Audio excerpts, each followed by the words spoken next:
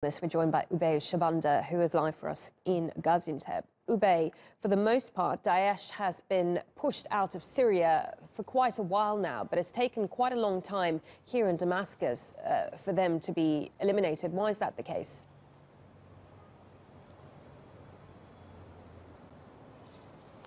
Indeed. Well, after 8 years of intense fighting and where large swaths of the outskirts of Damascus have been laid to waste, the Assad regime now is in full control of the capital for the first time since 8 years. And the reason why the Assad regime opted to fight Daesh around Damascus last is because the Assad regime's forces had focused on defeating and besieging rebel forces in the Free Syrian Army in other parts of Damascus, mainly Douma and Eastern Ghouta.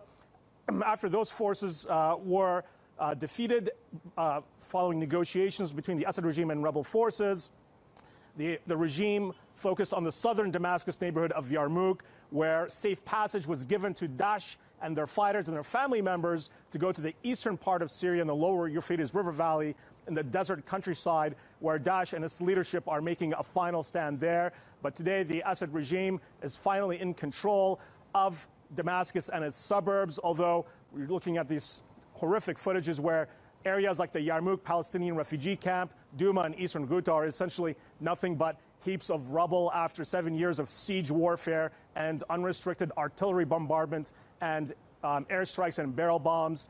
But today, the Assad regime is finally in control after many years of siege warfare against not only rebel forces, but a handful of Daesh fighters that were holed up in the southern Damascus neighborhood.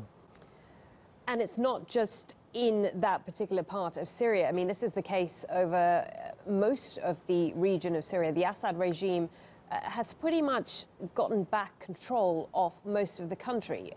So where do we go from now? What is the future of Syria now?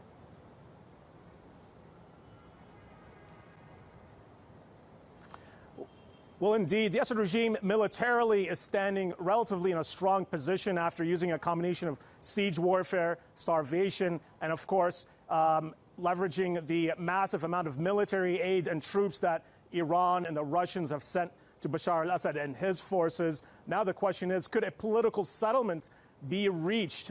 Recently, Vladimir Putin, the president of Russia, summoned Bashar al-Assad in a somewhat furtive meeting in the southern Russian city of Sochi, where reports suggest that the Russians had pressed Bashar al-Assad to seek a political settlement with the Syrian opposition and opposition forces, and to eventually force out all foreign fighters and all foreign forces in Syria. Outside of Syria, that may also include a significant number of Iranian troops that are still in Syria. That, of course, was not received very well from representatives of the Iranian foreign ministry, who claim that they are still in Syria at the behest of Bashar al-Assad. But there still may be some fighting in the days ahead, as the Syrian forces allied to Bashar al-Assad have suggested that they may launch a new offensive against the last remaining Free Syrian Army pockets along the Jordanian border.